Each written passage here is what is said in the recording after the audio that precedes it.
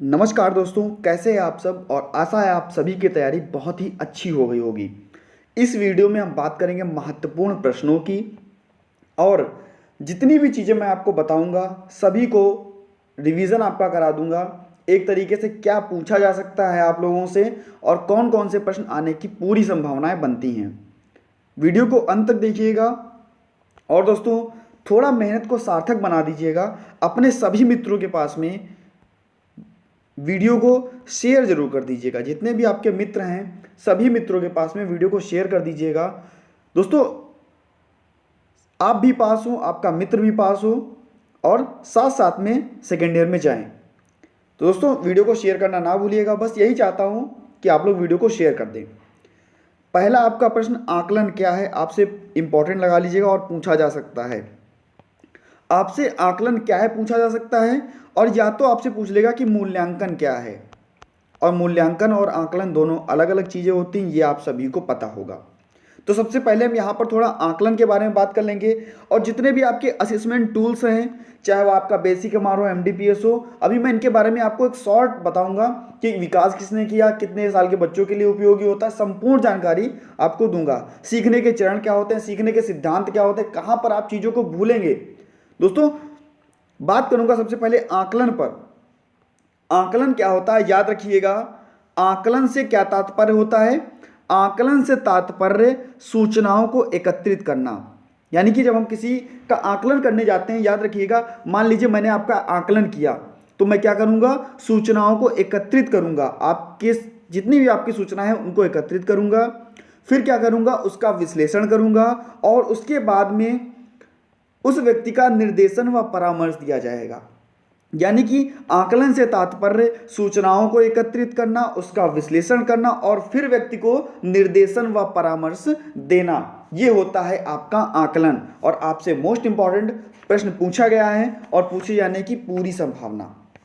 दूसरा प्रश्न आप लोगों से दोस्तों, बेसिक एमआर, एमडीपीएस, ग्लैड, जितने भी टूल्स हैं सभी को रिवीजन यहीं पे कर लीजिए। अगर मैं शुरुआत करूं सबसे पहले, तो सबसे पहले मैं शुरुआत करूंगा आपका आरंभ टूल से। आरंभ टूल क्या होता है सुन लीजिए। दोस्तों, आपका आरंभ जो टूल होता है, इसको विकसित किसने किया? आरंभ को इसको विकसित किसने किया? तो दोस्तों, जयंती नारायण ने इसको विकसित किया। किसने? जयंती नारायण ने इसको विकसित किया।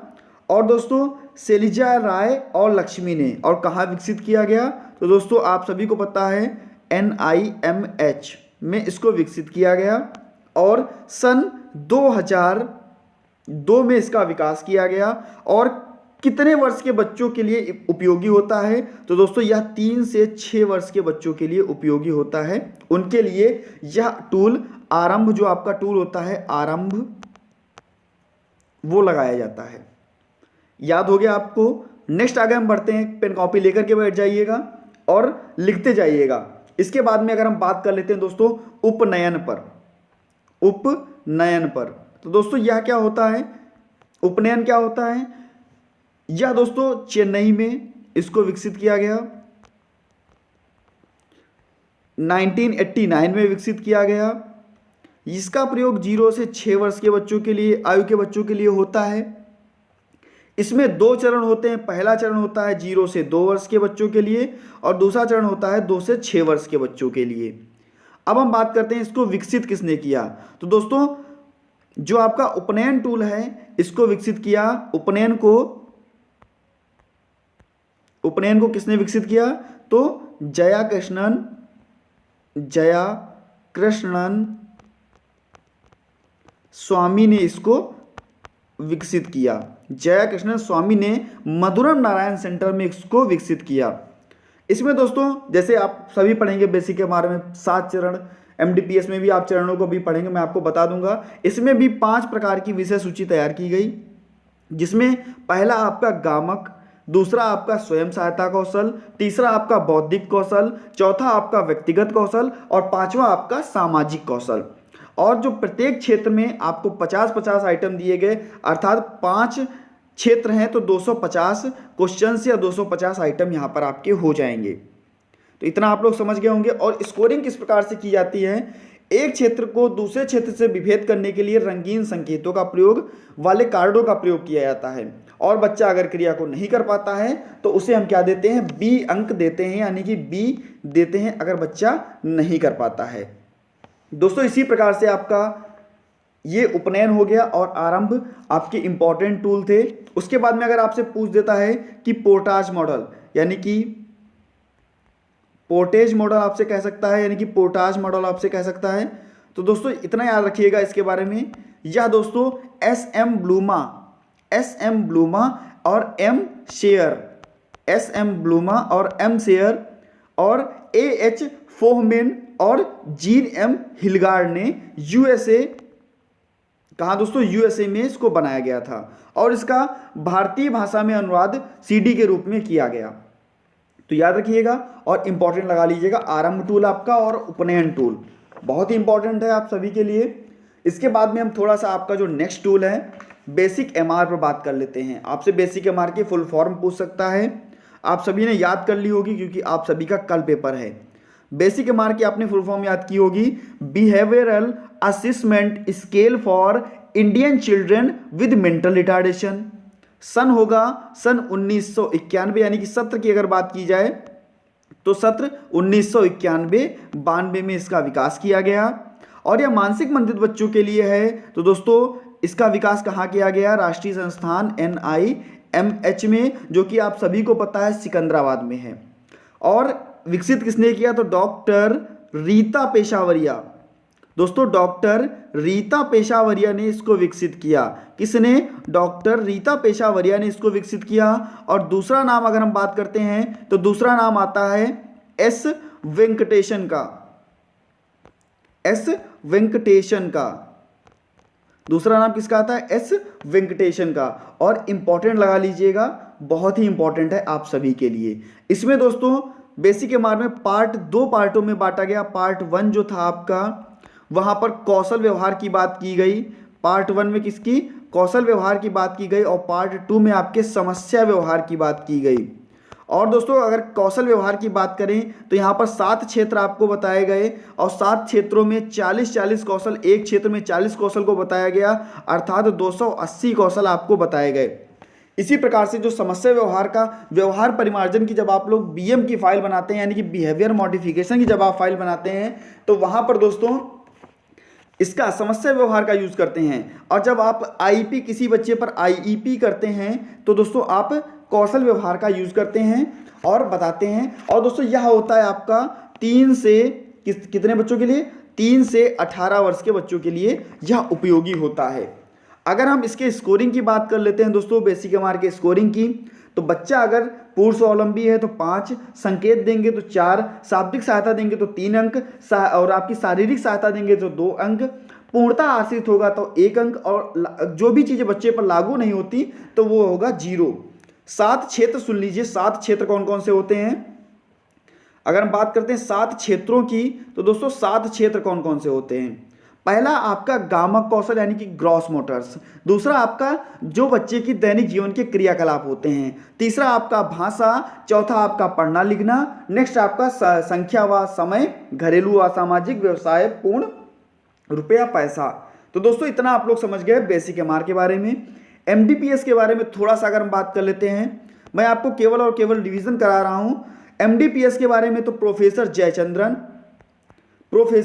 जयचंद्रन, और अगर बात की जाए प्रोफेसर जयचंद्रन की, और उसके बाद में अगर आपसे बात की जाए तो पी बिमला, एक तो आपके जयचंद्रन हो गए, दूसरे आपकी पी बिमला। दोस्तों ये एक सीआरटी यानी क्राइटेरियन रिफरेंस टेस्ट होता है, और यह दोस्तों जो ये मोस्ट इंपॉर्टेंट है, इसमें 18 क्षेत्र होते हैं, 18 क्षेत्र होते हैं। सूक्ष्म, स्थूल, आपसे पूछ सकता है 5 नंबर में एमडीपीएस आपका आ सकता है। 18 क्षेत्रों को याद कर लीजिएगा, सूक्ष्म गामक कौशल, स्थूल गामक कौशल, खाने के समय की क्रियाएं, कपड़े पहनने के समय की क्रियाएं, श्रृंगार की संबंधित क्रियाएं, श्वास संबंधी क्रियाएं, ग्रहणशील भाषा, जकलाने वाली भाषा, सामाजिक अंतःक्रिया, पढ़ना लिखना, अंक संख्या, समय, रुपया पैसा, घरेलू कार्य, सामुदायिक अंतःक्रिया, फुर्सत के कार्य और व्यावसायिक क्रियाएं। और प्रत्येक क्षेत्र में दोस्तों 20-20 कौशल होते हैं, अर्थात यहाँ पर आपको 18 दूनी 36 यानी कि 360 आइटम आपको देखने को मिलेंगे। और इसका प्राप्तांक क्या होता है, बच्चा अगर कर लेता है तो ए देंगे और बच्चा अगर नहीं कर पाता है तो हम क्या देंगे, बी देंगे। फॉर्मेट पर ए को किससे, नीले रंग से करेंगे और बी को किससे करेंगे, लाल रंग से लिखेंगे। इतना याद कर लीजिएगा, मोस्ट इंपॉर्टेंट लगाइएगा FACP। और आपसे दोस्तों जो इसकी अगर बात करता हूं कि जो ये FACP को जो हम लोग एज में बांटते हैं तो वो कैसे बांटा जाएगा, FACP में आपसे पूछ सकता है कि क्या प्री प्राइमरी बच्चे की एज कितनी होती है या प्री प्राइमरी बच्चे की एज, तो आप बताओगे प्री प्राइमरी की एज 3 से 6 वर्ष की होती है। बच्चा अगर 80% गोल को अचीव कर लेता है तो हम क्या करेंगे, उसको प्राइमरी में ले जाएंगे, जहां पर यानी कि प्राइमरी यानी कि प्राथमिक में ले जाएंगे, जहां पर एज 7 से 10 वर्ष होगी। अगर बच्चा यहाँ पर भी कार्यों को कर लेता है, 80% अचीव कर लेता है, तो उसको हम ले जाएंगे सेकेंडरी में, जहाँ पर बच्चे की एज होगी 11 से 14 वर्ष। इसके बाद में क्या होगा दोस्तों, अगर यहाँ पर भी बच्चा कार्यों को कर लेता है तो प्री वोकेशनल यानी कि पूर्व व्यावसायिक, और सेकेंडरी को हम क्या बोलेंगे, माध्यमिक। तो दोस्तों अगर हम प्री वोकेशनल में जाएंगे तो 15 से 18 हो जाएगा, और उसके बाद में वोकेशनल में जाएंगे तो 18 से प्लस हो जाएगा। तो आप लोग इतना समझ गए। अगर बच्चा 80% गोल को अचीव नहीं कर पाता है तो दोस्तों उसको हम ले जाएंगे प्राइमरी सेकंड में यानी कि प्राथमिक सेकंड में, जहां पर बच्चे की आयु होगी 9 से 14 वर्ष। अगर यहां से बच्चा कार्य को कर लेता है तो उसको हम सेकेंडरी में ले आएंगे। अगर फिर भी बच्चा कार्य को नहीं कर पाता है तो उसको हम ले जाएंगे प्री वोकेशनल में, जहां से 15 से 18 वर्ष की आयु वहां पर देखने को मिलेगी। तो इतना आप लोग देख लीजिएगा और मोस्ट इंपॉर्टेंट लगा लीजिएगा। इनमें से आपको 1 नंबर के जो प्रश्न हैं वो जरूर मिलेंगे, इनमें से आपको 1 नंबर के जो प्रश्न हैं जरूर मिलेंगे। और FACP को पढ़ लीजिएगा, जयंती नारायण सिकंदराबाद FACP जरूर पढ़ लीजिएगा। इसमें भी 5 कौशल होते हैं, व्यक्तिगत, सामाजिक, शैक्षणिक और आपका मनोरंजनात्मक और व्यवसायिक। ये आपके कौशल होते हैं। अगर बच्चे को हम शारीरिक सहायता देते हैं तो दोस्तों फिजिकल प्रॉम्प्ट हो गया आपका, शारीरिक सहायता PP देते हैं। अगर शाब्दिक सहायता देते हैं तो वर्बल प्रॉम्प्ट यानी कि VP देते हैं। और बच्चे को अगर संकेत के माध्यम से तो सांकेतिक सहायता यानी कि GP जेस्चर प्रॉम्प्ट देते हैं। तो इतना याद कर लीजिएगा। थोड़ा सा मैं आपको बता देता हूं और इंपॉर्टेंट लगा लीजिएगा VAPS के टूल पर, यानी कि अगर हम इसके थोड़ी सी बात करें VAPS की अगर हम बात करें तो vocational assessment and programming system. दोस्तों यह भी आपका NIMH में विकसित किया गया, 1998 में विकसित किया गया, और थ्रेसिया कुट्टी जो थी इसको विकसित किया इन्होंने। इंपॉर्टेंट आपने लगा लिया। लैंग्विस्टिक प्रोफाइल टेस्ट, दोस्तों ये आपके लिए इतना इंपॉर्टेंट नहीं है, LPT जो मैंने आपको भी बताया। और इसके बाद में आपका मोस्ट इंपॉर्टेंट लगाइएगा ग्लैड। आप लोगों के लिए मोस्ट इंपॉर्टेंट ग्लैड है, जो मैंने आपको लास्ट में बताया। जयंती नारायण ने इसको विकसित किया, 1997 में आया। इतना आपके लिए काफ़ी है। और ग्रेड लेवल असेसमेंट डिवाइस जो होता है यह इसका फुल फॉर्म होता है। तो दोस्तों आप लोग इतना समझ गए। अब हम बात कर लेते हैं नेक्स्ट, आपका जो ये 3 चीज़ें हैं आपकी most important, very very important. जितने भी आप अगर यहाँ पर स्टार बनाएंगे उतने भी आप लोगों के लिए कम हैं। ये 3 चीज़ें 5 स्टार, मतलब इन 3 चीज़ों में से आपको कुछ ना कुछ जरूर मिलेगा। बस आप लोग याद रखिएगा। अगर सीखने के चरण पूछेगा आपसे, इस वीडियो का बनाने का तात्पर्य यही है कि जो चीज़ें आप लोग गलत करते हैं, जो चीज़ मैंने कभी गलत की थी वो आप लोग ना गलत करें। अगर आपसे सीखने का चरण पूछता है तो अगर इसको हम इंग्लिश में क्या बोलेंगे, सीखने का चरण क्या होगा, स्टेजेस ऑफ लर्निंग। दोस्तों स्टेजेस ऑफ लर्निंग, पहला चरण आपका होगा अर्जन। पहला चरण क्या, अर्जन। दूसरा अनुसरण। तीसरा क्या होगा आपका, प्रवाह। और चौथा आपका सामान्यीकरण यानी कि जनरलाइजेशन। और जनरलाइजेशन आपका इंपॉर्टेंट लगा लीजिएगा सामान्यीकरण को, यानी कि अगर हम इंग्लिश में थोड़ा सा बात कर लें तो दोस्तों इक्विस्टेशन, मेंटेनेंस, फ्लुएंसी और जनरलाइजेशन, यानी कि अर्जन, अनुसरण, प्रवाह और सामान्यीकरण, इनको याद कर लीजिएगा और मोस्ट इंपॉर्टेंट लगा लीजिएगा। इसके बाद में अगर हम शिक्षण के सिद्धांत की बात करें तो दोस्तों यहां पर आपको कॉन्क्रीट, आइकॉनिक और सिंबॉलिक 3 आपको देखने को मिलेंगे, यानी कि मिलान, पहचान और नामांकन। और उससे भी सबसे ज़्यादा इंपॉर्टेंट, यहां से आपको 5 नंबर में प्रश्न मिल सकता है। आपसे पूछेगा कार्य विश्लेषण, यानी कि शिक्षण की रणनीतियाँ क्या होती हैं, तो आप कहेंगे टीचिंग स्ट्रेटजीज क्या होती हैं। तो दोस्तों टीचिंग स्ट्रेटजीज की अगर बात आएगी, शिक्षण की रणनीतियों की बात आएगी, तो वहाँ पर बात आएगी कार्य विश्लेषण की। और कार्य विश्लेषण के बारे में जब बात होगी तब आप कहेंगे कि कार्य विश्लेषण क्या होता है। आपसे 2 नंबर में या जो 1 नंबर के दोस्तों जो प्रश्न आता है कार्य विश्लेषण, उसमें आपसे पूछ सकता है, या आपको 5 नंबर में भी या 10 नंबर में भी आपसे कार्य विश्लेषण पूछा जा सकता है। 10 नंबर इंपॉर्टेंट नहीं है, लेकिन दोस्तों 5 नंबर और 1 नंबर में आपसे कार्य विश्लेषण पूछा जा सकता है। कार्य विश्लेषण क्या होता है? कार्य विश्लेषण एक कार्य कौशल को छोटे छोटे टुकड़ों में आसानी से तोड़ना तथा उसे क्रमबद्ध तरीके से लगाना। सभी ने लेसन प्लान किया होगा और सभी ने क्या किया होगा, जो भी आपको लेसन प्लान दिया जाता था उसमें आप लोग क्या करते थे, उस चीज को बहुत ही छोटे छोटे टुकड़ों में बांटते थे।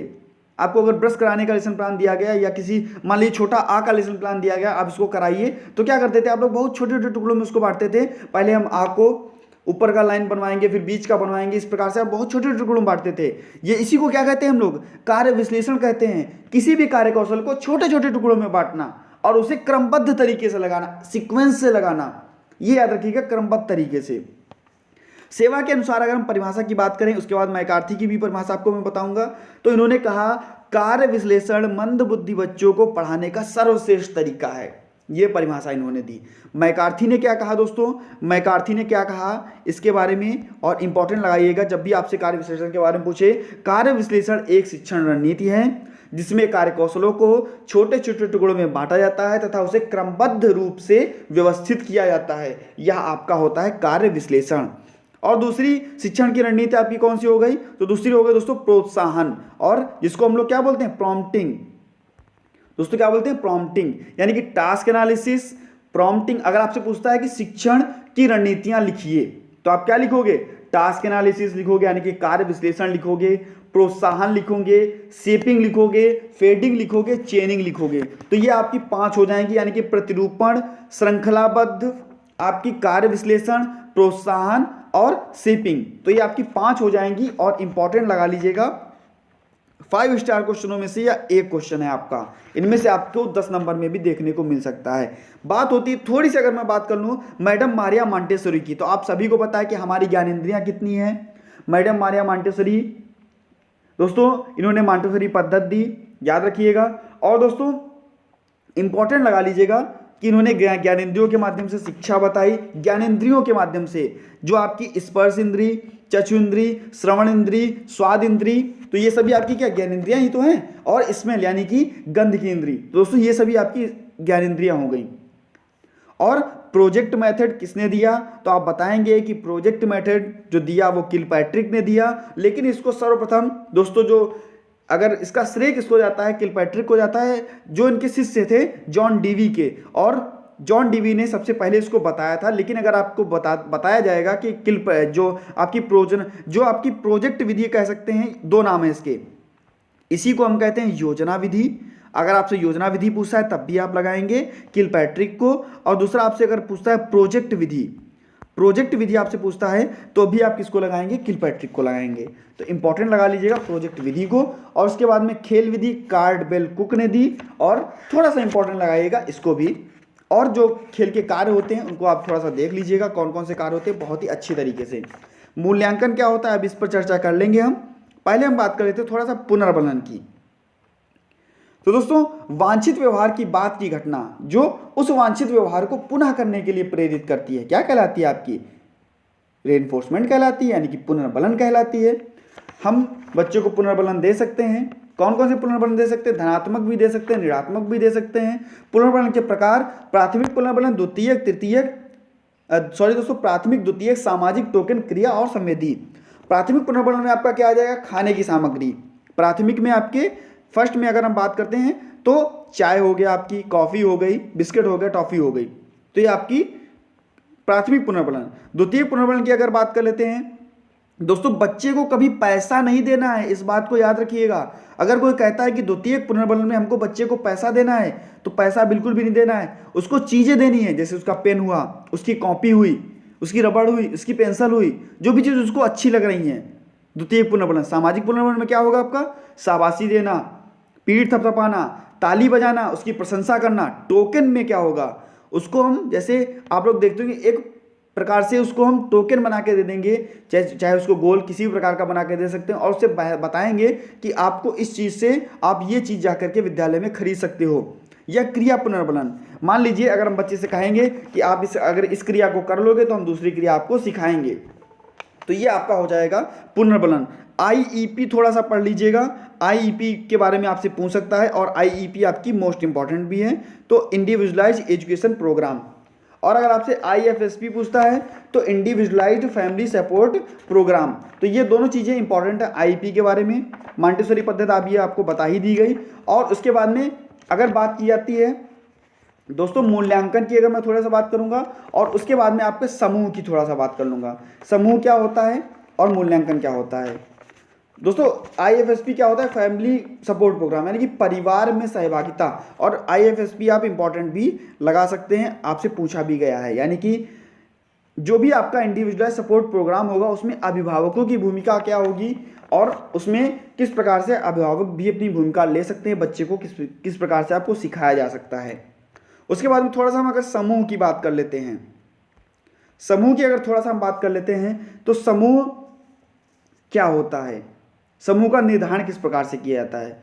समूह के निर्धारण की अगर हम बात कर लेते हैं, समूह का निर्धारण तो बच्चे की आयु देखी जाएगी, बच्चे की योग्यता देखी जाएगी, और अगर समूह में और क्या चीज़ें देखी जाती हैं, आयु, वर्तमान में उसका स्तर क्या है, उसकी बच्चों की संख्या कितनी होनी चाहिए कक्षा में, बच्चा कितना कार्य कर लेता है, बच्चा किस कंडीशन का है, यानी कि माइल्ड, मॉडरेट, सीवियर, प्रोफाउंड किस कंडीशन का है। और ये सभी चीज़ें क्या होती हैं, आपके आयु जो समूह होता है उसको निर्धारण करती हैं। करिकुलर एक्टिविटीज़ और को करिकुलर एक्टिविटीज़, और मोस्ट इंपॉर्टेंट 3R लगाइएगा। बात अगर आपसे 3R की कर दे तो आप क्या कहोगे, लिखना, पढ़ना और गणितीय, यानी कि रीडिंग, राइटिंग और मैथमेटिक्स। अर्थमेटिक्स भी कह सकते हैं, या गणित को मैथमेटिक्स, या अर्थमेटिक्स आप कहिएगा रीडिंग, राइटिंग और अर्थमेटिक। ये आपकी हो जाएंगी पाठ्यक्रम क्रियाएं। और पाठ्यक्रम सहगामी क्रियाएं क्या होंगी, आप सभी को पता है, आप सभी ने कराई भी होंगी अपने कक्षा में। एमआर बच्चों के लिए इस तरह आप सभी को बता ही दिए गए। कक्षा, ऑर्गेनाइज क्लासरूम, क्लासरूम कैसा होना चाहिए, अनुपात कितना होना चाहिए। जब हम कक्षा बनाएंगे तो मानसिक मंदित बच्चों की जो शिक्षा होगी उसकी जब कक्षा बनाएंगे तो यू आकार की शेप की होनी चाहिए, आप सभी को पता है। कक्षा में हवा होनी चाहिए, उचित प्रकाश की व्यवस्था होनी चाहिए, और सहायक शिक्षण सामग्रियां होनी चाहिए, बच्चे और शिक्षक में अनुपात होना चाहिए। तो ये सभी चीज़ें जो होंगी वो कक्षा व्यवस्था के अंतर्गत चली जाएंगी। इसी प्रकार से थोड़ा लेसन प्लान के बारे में, सहायक शिक्षण सामग्रियों के बारे में, और आपका समूह, अगर समूह की थोड़ी सी बात की जाए तो उससे पढ़ लीजिएगा कि मैकाइवर ने क्या कहा। मैकाइवर और पेच ने, समूह से हमारा तात्पर्य मनुष्य के किसी भी ऐसे संग्रह से होता है जो सामाजिक संबंधों को एक दूसरे से बनाते हैं। दोस्तों ये आपका बड़ा समूह किस प्रकार से बनाएंगे, छोटा समूह किस प्रकार से बनाएंगे, और शिक्षण सामग्री और सहायक शिक्षण सामग्री में और इंपॉर्टेंट आपका 10 नंबर के लिए लगा लीजिएगा दैनिक जीवन में अनुकूलन। दैनिक जीवन में अनुकूलन अगर आपसे कल के पेपर में नहीं पूछेगा तो आपसे जो नेक्स्ट पेपर होगा ट्रेनिंग एक्टिव स्किल्स, उसमें आपसे पूछ सकता है। मूल्यांकन क्या होता है, एनसीईआरटी की the concept of evolution book में लिखा है मूल्यांकन के बारे में। और क्या कहा गया, हमने अपने उद्देश्य को किस सीमा तक प्राप्त किया, कक्षा में किया जाने वाला जो शैक्षिक निर्देश है वो कितना प्रभावकारी हुआ, और शैक्षिक उद्देश्यों की पूर्ति कितने आवश्यक, कितने अच्छे ढंग से हुई। मूल्यांकन आप कैसे कर सकते हैं, एक आपका निर्णयात्मक मूल्यांकन, दूसरा आपका संक्रियात्मक मूल्यांकन। यानी कि अगर इंग्लिश में बात करें तो फॉर्मेटिव इवैल्यूएशन, दूसरा आपका सम्मेटिव इवैल्यूएशन। जो आपका फॉर्मेटिव इवैल्यूएशन होता है उसमें लघु परीक्षा के रूप में देखा जा सकता है। हम कह सकते हैं कि एक पाठ पूरा कराने के बाद में हम परीक्षा लेंगे। और सम्मेटिव इवैल्यूएशन में क्या होता है दोस्तों, यह पूरा जो आपका जितनी भी चीज़ें हैं आपकी समाप्त हो जाएंगी, जो भी आपका पाठ्यक्रम है उसको समाप्त होने के बाद में हम उसको लेते हैं। दोस्तों इतना आपका इंपॉर्टेंट था। और थोड़ा सा लास्ट आपका बचता है जो कि आपका प्रशासनिक अभिलेख, उसके बारे में थोड़ा सा देख लीजिएगा कि किस प्रकार से अभिलेख तैयार किए जाते हैं, बच्चों को किस प्रकार से मूल्यांकन किया जाता है, प्रोग्राम मॉनिटरिंग किस प्रकार से की जाती है। तो ये चीज़ें देख लीजिएगा, आपके लिए संपूर्ण सिलेबस मैंने दोबारा आपको पढ़ा दिया और इंपॉर्टेंट चीज़ें भी आपको बता दी। यूनिट 2 यूनिट 1 बहुत ही इंपॉर्टेंट आप सभी के लिए है। उसके बाद में थोड़ा सा और पढ़ लीजिएगा, पेपर बहुत ही अच्छा होगा आपका। धन्यवाद।